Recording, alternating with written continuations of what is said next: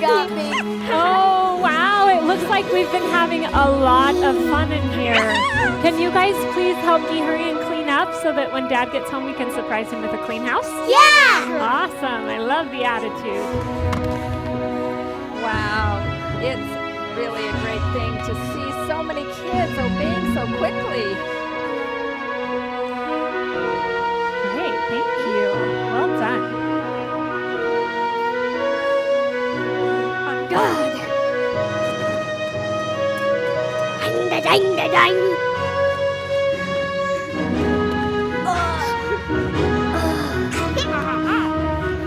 No. Hey, this is unfair. I win.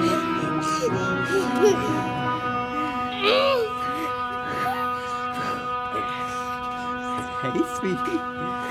What you coloring? Welcome home. Thanks. Oh, hey, Dad, you're home. Yeah. That's the How's way to that greet for a your welcome? father. I'm defenseless. Hey, buddy. Gotta give your mom a kiss. Hi.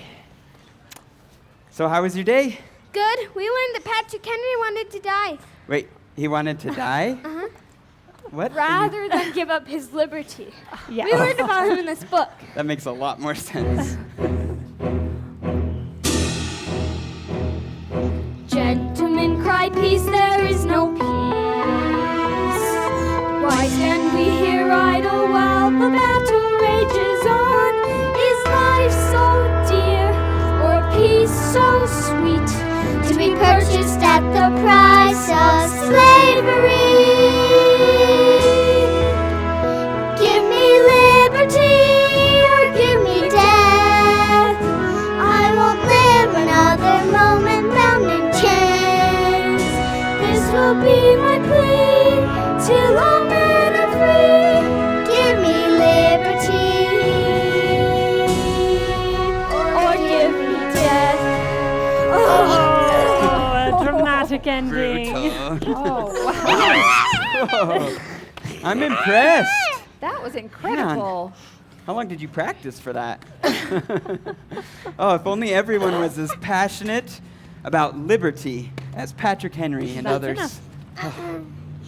Be a I- better place. Understand that liberty is important, but what would make a person willing to die for it? Oh, that's a really good question. Maybe I can answer with a question of my own. You know the money you earned doing yard work for Grandma? Yeah. Well, what if I told you that from now on, the only way you're allowed to earn money is by collecting soda cans? What? Hey, wait a minute. I need someone to work for me, and I'm glad to pay him. And besides, we hardly ever buy soda. It would take me forever to earn any money. There's that, too. Yeah. Well, it sounds like you understand what some of my favorite heroes did. That true happiness is dependent on our being able to choose for ourselves. And if you look at history, there have been many... boring. What? Boring. What did you say? You think Uh-oh. history? boring. You think history is boring? Yeah. Oh, okay. If I think of history as names and dates that I have to memorize, then I would agree history is boring. But history becomes exciting when we put ourselves in their shoes and imagine how they may have felt. And besides just learning about them, we need to learn from them, because everyone knows those who fail to learn from history are doomed to repeat it. And these were real people who accomplished amazing things. Yes, for example, what about Joan of Arc? Have you heard of her? Oh, yeah. I think so. Yeah. Joan was called by God to free her country of France from England when she was only a teenager. This was at a time in history when women were never in the military, and yet God was asking her to lead the entire French army. And guess what? Did they fight with swords? Yes, they did fight with swords. I have an idea. Why don't we act it out? You guys Okay. grab your swords and you can gather over here. You'll be the French army, okay? And I'll be Joan. I need a Now sword. let's see, where was I? Is there one? Oh yes, with God's help, Joan was able to lead her country to great victories and inspired many to action. She faced every obstacle with great faith, and yet I would imagine that she, like me, did not always feel courageous.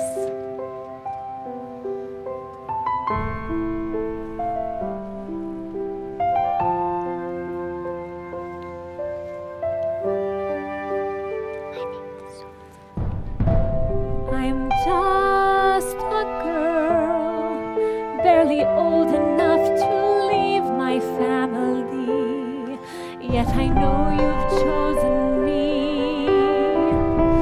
I must be brave, but I must confess that I am so afraid as my men are losing faith. Lord, give me strength. Lord, give me courage as this young girl in armor fights against the foe. Lord, please have mercy. Lord, give me power. Renew my conviction. Help my confidence grow.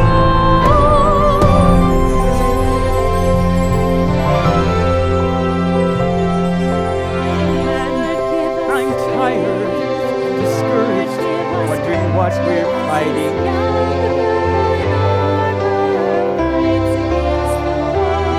Lord, please have mercy. Lord, give us power. Renew our conviction. Help our confidence grow.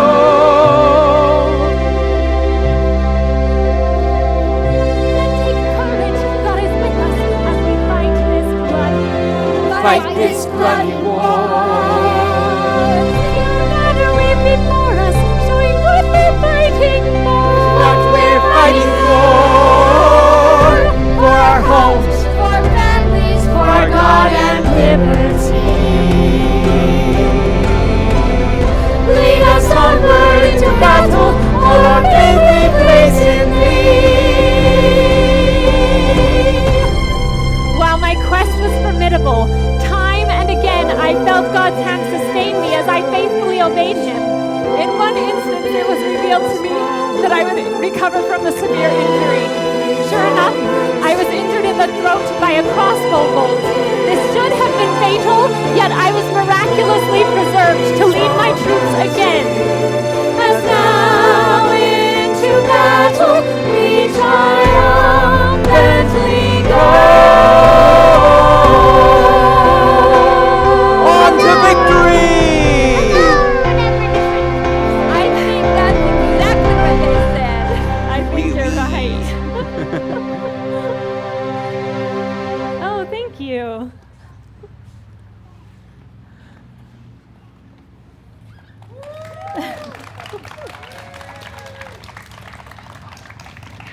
What happened to Joan? Oh, sadly, she did not live to see the end of the war. She was captured and convicted of heresy, which means disagreeing with the official church doctrine. You see, at that time in England, everyone had to belong to the same church. They were expected to accept and follow whatever the church leaders said, and the church leaders did not approve of Joan's testimony that angels spoke to her. Because of this, they tricked her into confessing that she had lied and sentenced her to death by fire. But another thing I love about Joan is that she never wavered in her devotion to God. But she was shot in the neck by an arrow and burned to death by fire. Mamma mia! Yeah, Death pretty by crazy. fire is pretty extreme for a disagreement. Yeah. Yeah, that reminds me of William Tyndale. He was Oh, yeah. also burned at the stake. Yeah. Was he also accused of being hairy? Of Being what? hairy? Being hairy? Oh, you mean of heresy. Yes. Oh. He was convicted of heresy, but his only crime was helping the people to have a copy of the Bible in their own language so that they could understand it for themselves. Isn't that a good thing? Not for the leaders at the time. You see, because the people couldn't read the scriptures themselves, the leaders could say whatever they wanted and claim it was written in the scriptures. They weren't being completely honest. Kind of like when Dad reads you books, but is really just making it up based on the pictures. What? Somebody's been ratted out. But- I have no idea what you're talking about. So, when William Tyndale made it possible for the people to read the scriptures themselves, they quickly noticed how they'd been misled. Tyndale's work threatened the power of those in control. For me? I am just a humble man of faith who won't stand idly by to watch our rights be trampled on while truth is made a lie. Are your hearts so cold you can ignore the message ringing out? Can you hear the people shout? Can you hear us? Can you hear us? Can you hear us shout? Just imagine how the noble ones who fought to make us free are rolling in their graves right now at this atrocity. Are your eyes so blind you cannot see injustice has been done? When it's clear as noonday sun, think of all the martyrs of the past, crying out for justice from the grave. When the judgment day has come at last, will you hear them say, you have fallen for the lie that silence is a neutral stance. Better throw away your muzzle and confess your ignorance. Will you stand with us or will you choose the path of apathy?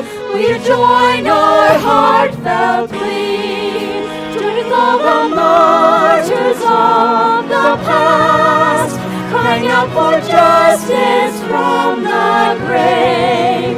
Now the judgment day has come at last. Are you in our way? Can you hear us?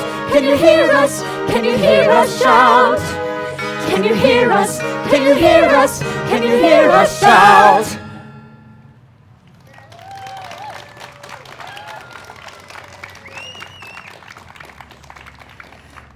William Tyndale was a true hero because he wouldn't let anyone or anything keep him from the calling that God had given him.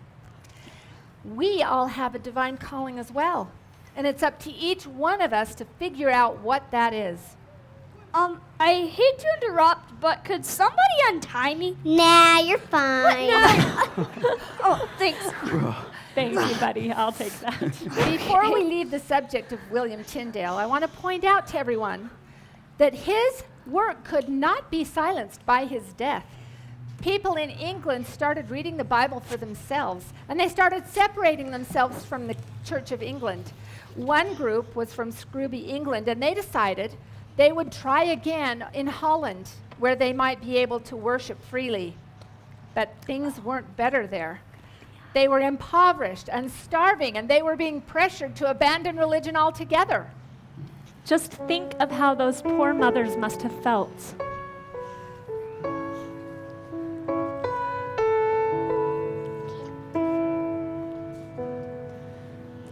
What must I give to have my freedom?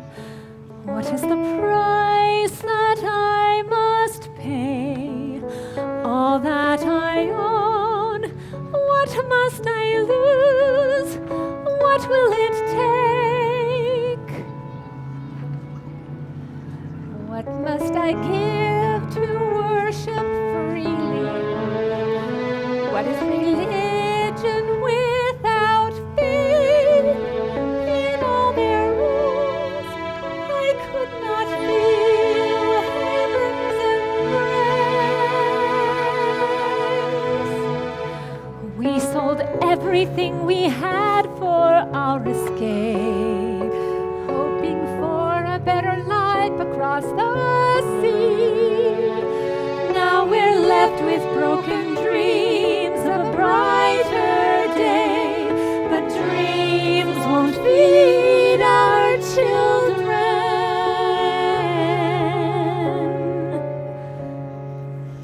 What must we give to have our freedom? What is the price we to pay. When will God hear? When will He lead us to a place of our own?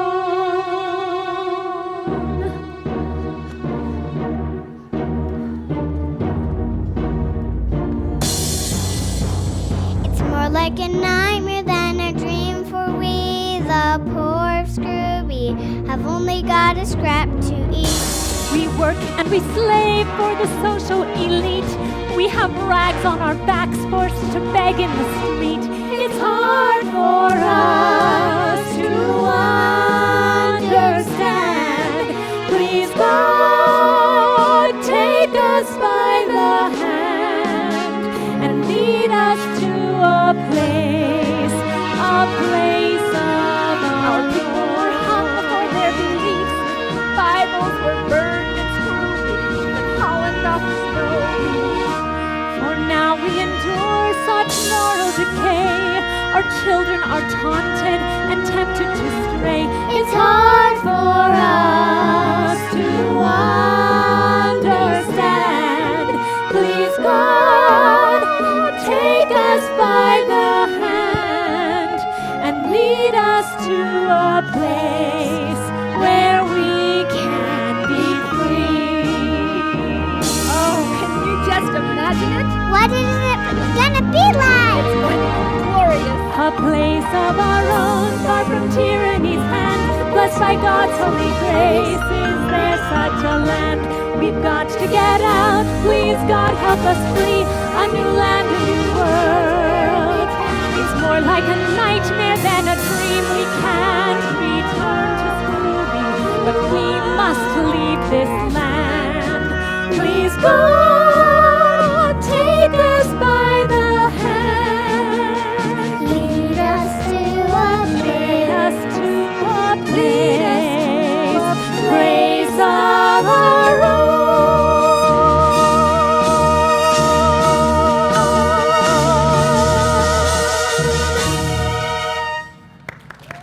Bravo, ladies. Thank you. With a leap of faith, those separatists left their homes once again. They chartered a ship, they sailed across a perilous ocean, and they arrived at a strange new land. Anyone know where that might be? America! Yes, it was America. They knew that just as God had led the Israelites out of Egypt, He would take them to a land filled with milk and honey. I can almost smell the salty air and see the big ship as it waits to carry them to the promised land. Leaving behind all we've ever known for the chance to find a place of our own. I don't know why we must leave our homes, but trust in you. So I'll go. Let's set sail for the promised land, where the milk and honey flow. Just as God delivered Israel, He will lead us safely home. Oh, it looks like we'd better get that ship Better loaded. stretch. Pulls it. Don't forget any Here of we my go. stuff.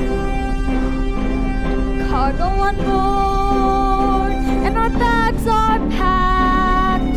We will leave today, no looking back. Dangers away in the open sea. We'll need not fear, only believe.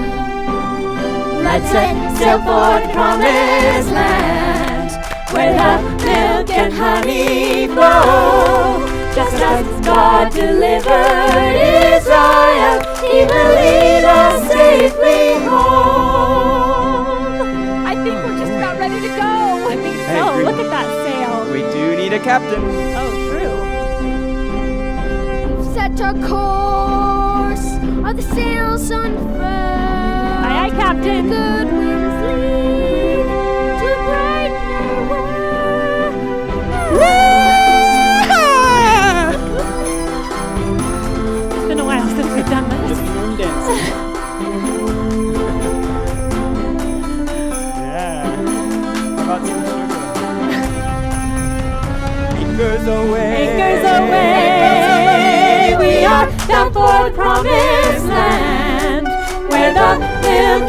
honey flow, just as God delivered Israel. He will lead us safely home.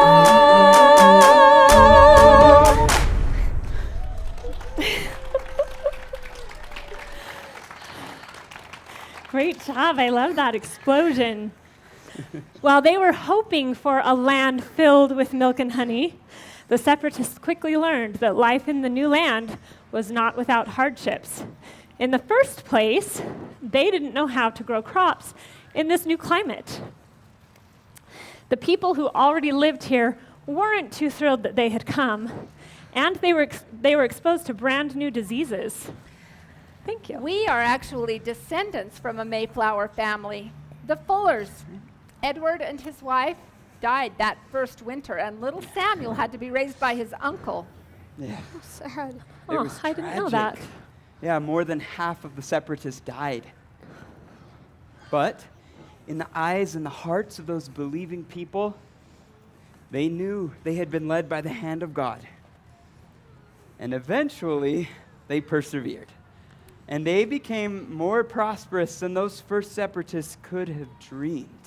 In fact, the colonists got a little too prosperous in the eyes of the king, because he decided that he should tax the colonists to help pay for the French and Indian War.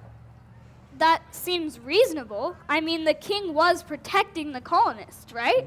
It does seem reasonable, but they didn't have any say in how much they would be taxed or how the taxes would be collected.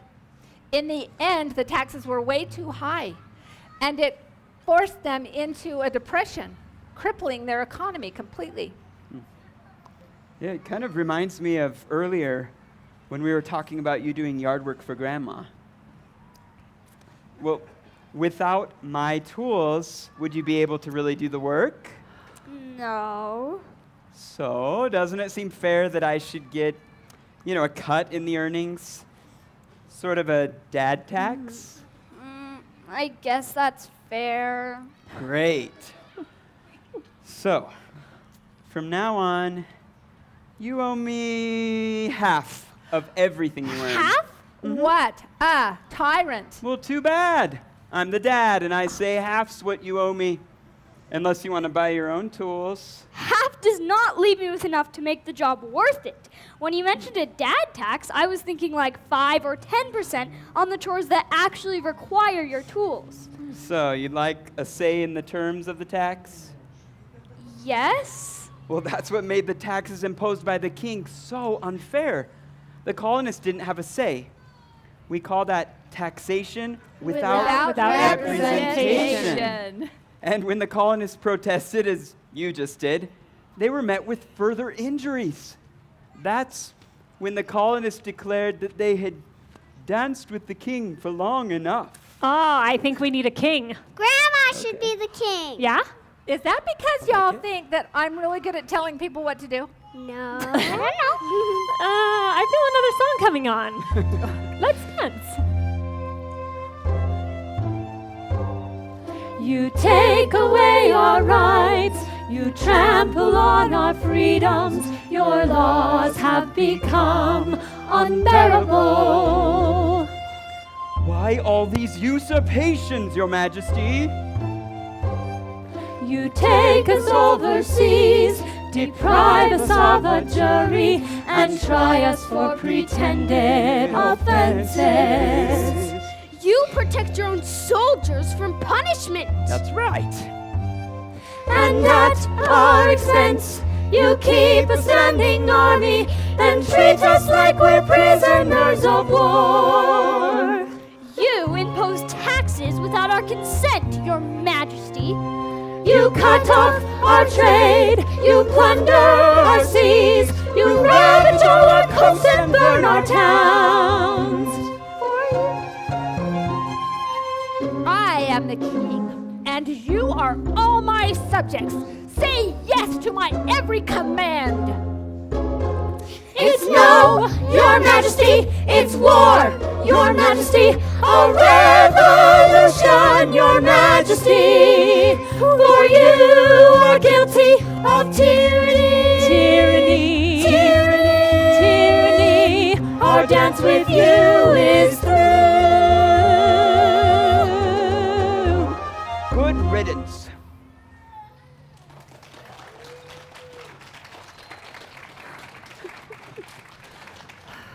Didn't those words come from the Declaration of Independence? Ah, very good. Yes. The brave men who sent that document off to King George knew that they were risking everything.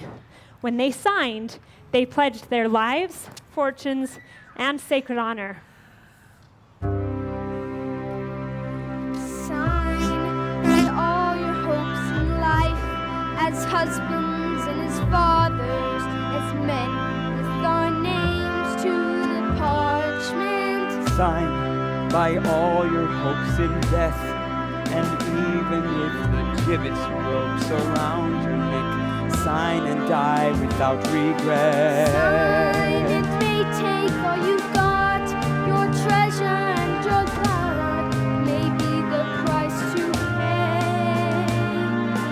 Sign not only for yourselves, this parchment will become the textbook of all freedom.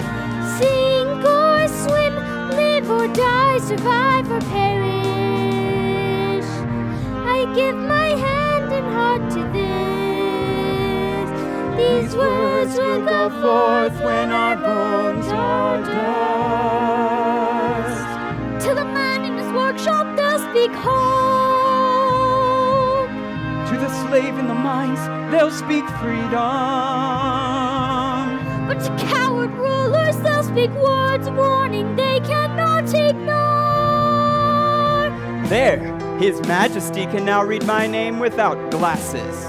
Sign by all your hopes in Sign life, by as all your husbands hopes and as in fathers, life, as men, with our names to the parchment. Sign my hands by all your tremble, hopes in but my death. heart And not. Even if the gibbet's ropes around your neck, sink or swim, live or die, survive or perish. We give our hands and hearts to this.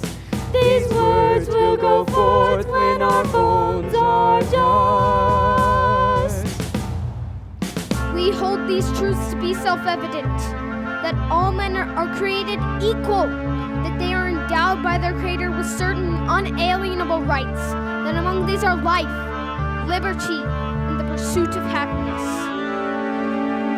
Sign by all your hopes in life, as husbands and as fathers, as men, with our names to the parchment.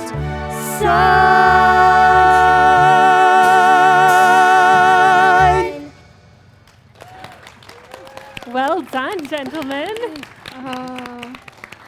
If I could have been there that moment.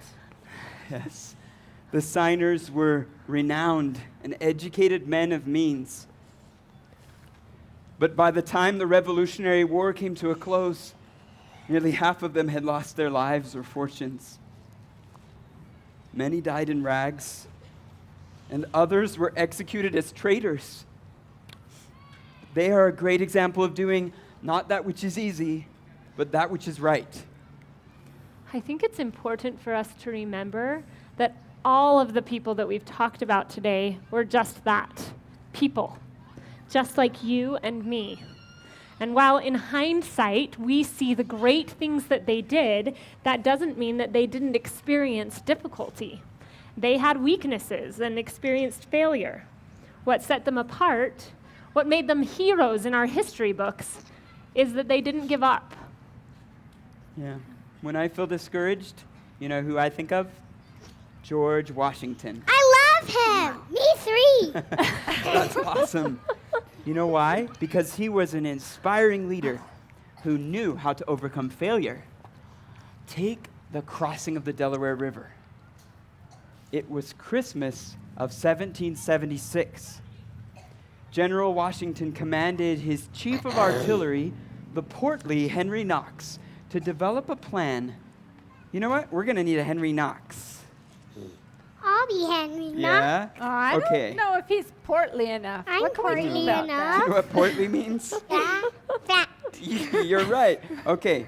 Oh, thank you, Grandma. There we Much go. better. This will fit Excellent. you a little better. Oh, There we go. thank you, soldier.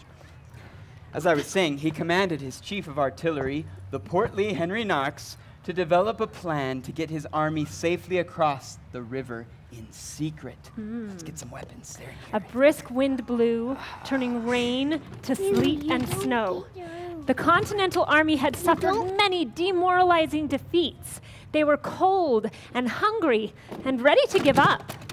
General Washington knew that he must do something to rekindle hope in the minds and hearts of the American people, or the war for independence would be lost. You know, I like to think he turned to his heroes of the Bible and may have said something like this. Shadrach, Meshach, and Abednego, each refused to bow. Their sentence was a furnace flame, yet they survived somehow.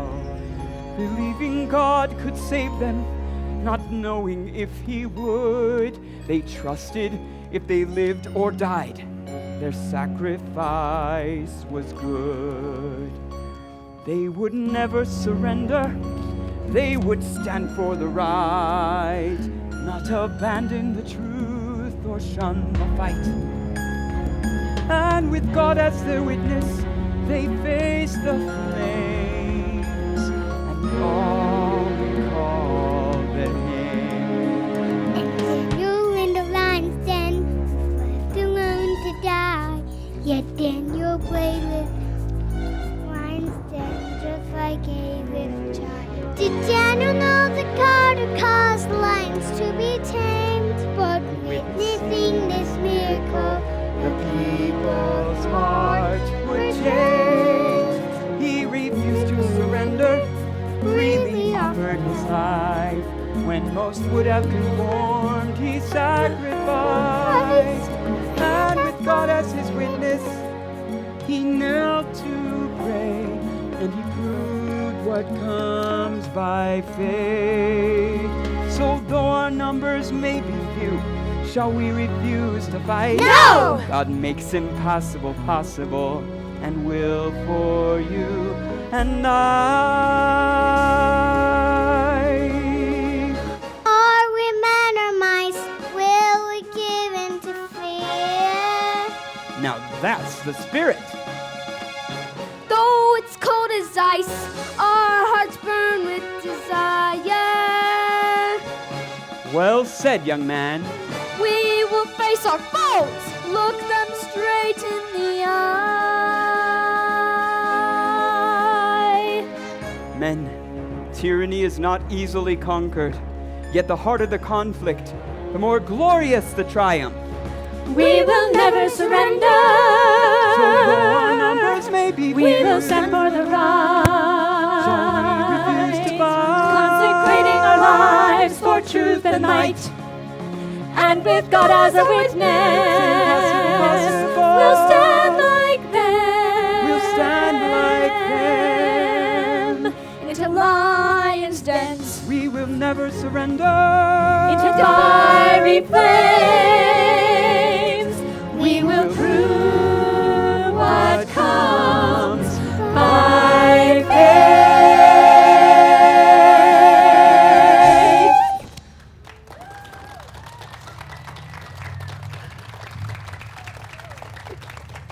What an inspiring moment after a series of many defeats. Yes, it was a miraculous chain of events. General Washington led his army across that frozen Delaware River, launching a surprise attack against the Hessian mercenaries without suffering a single casualty.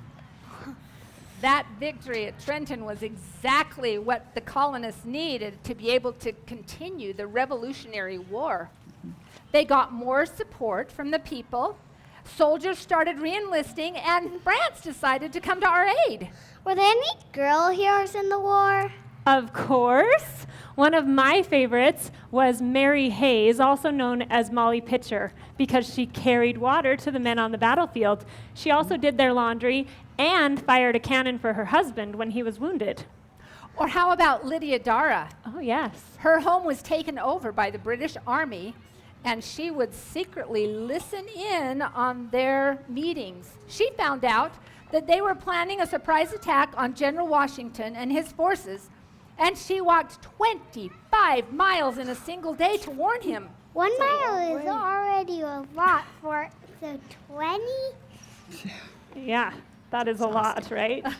Somewhere around here, I have the story of, here it is, of Emily Geiger. She used her horseback riding skills to help in the war.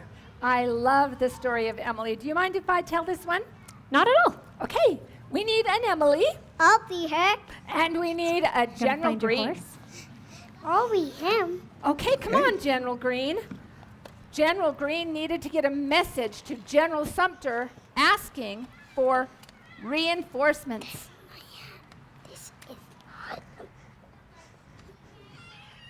The woods were crawling with Tory fighters.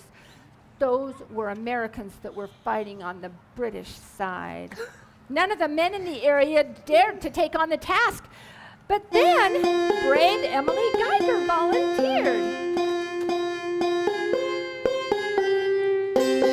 Miss Emily Geiger, at your service. Give a message and don't be nervous.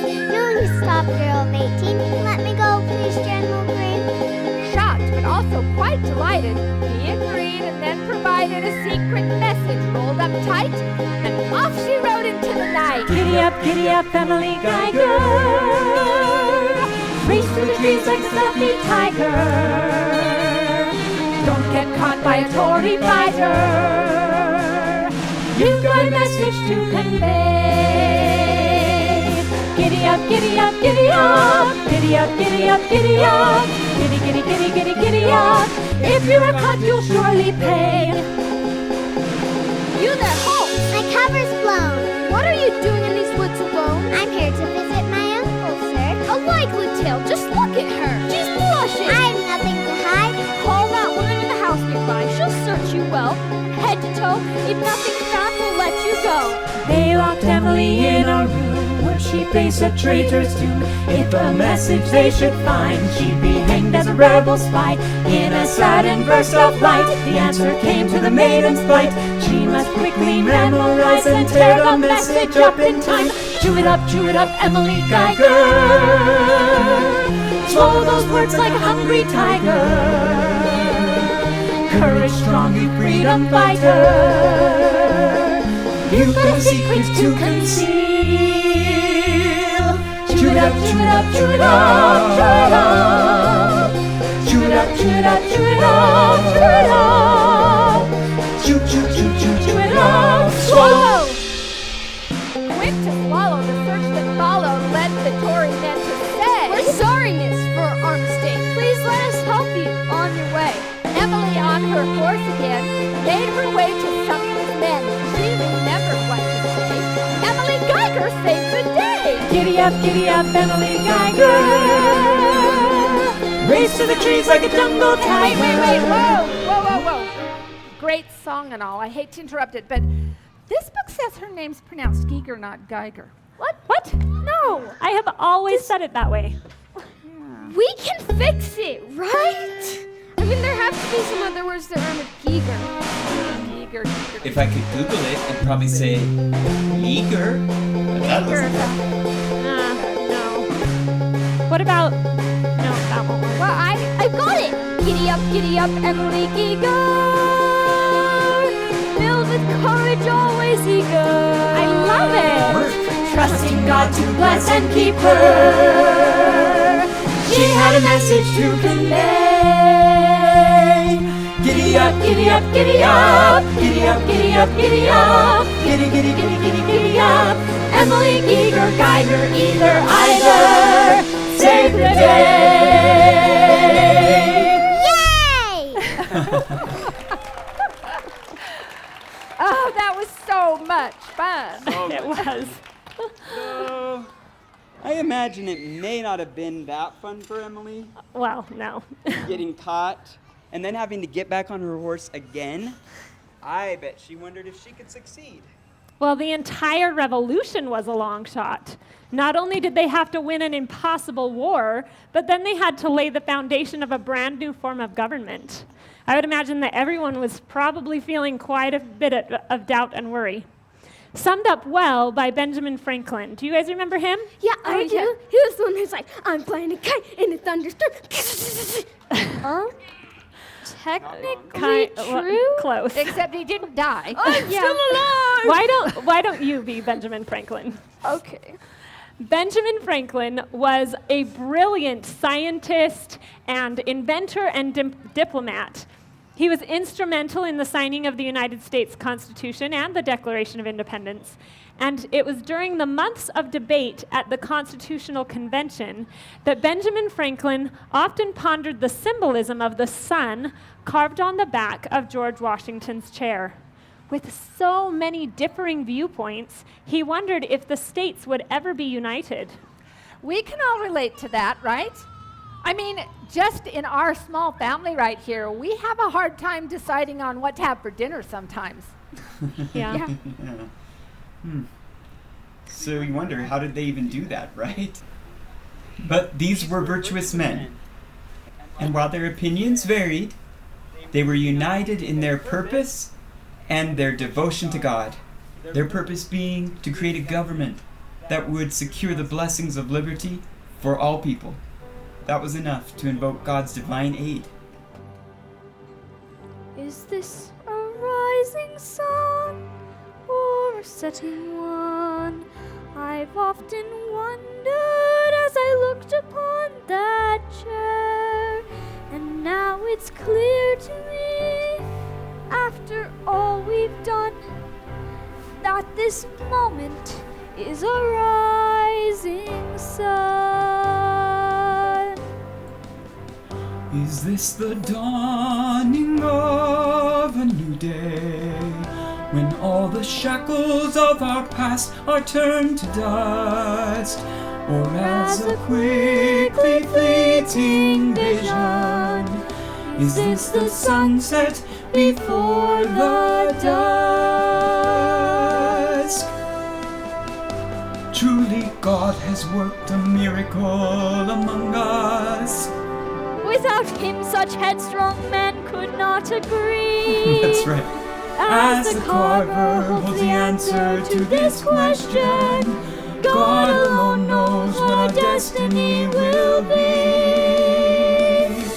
This is a witness to all ages that God has heard their desperate prayers.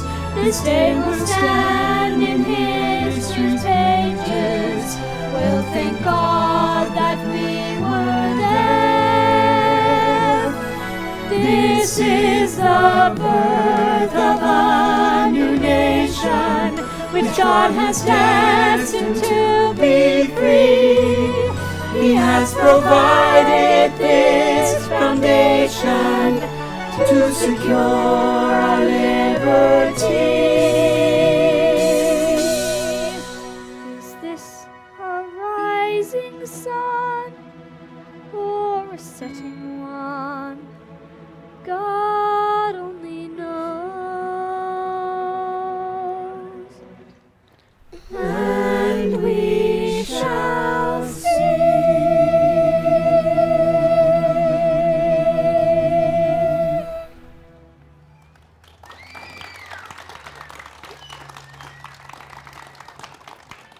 So, do you still think history is boring? No way! Good answer. I want to be like Patrick Henry. Gentlemen, cry peace, there is no peace. Why stand we here idle while the battle rages on? Is life so dear, or peace so sweet, to be purchased at the price of slavery? Give me liberty or give me death. I won't live another moment bound in chains. This will be my plea till all men are free. Give me liberty. They tell us, sir, that we are weak and cannot beat this foe. But we need not be stronger, for we shall not fight alone. For our God is just, and will raise up men who will join us in this holy cause. For our homes, for our families, for our God and liberty. We will never surrender, we will stand for the right. Sink or swim, live or die, survive or perish. These words will go forth when our bones are done. Give me liberty or give me death. We won't live another moment bound in chains. Let your voices ring till all people sing. Give me liberty.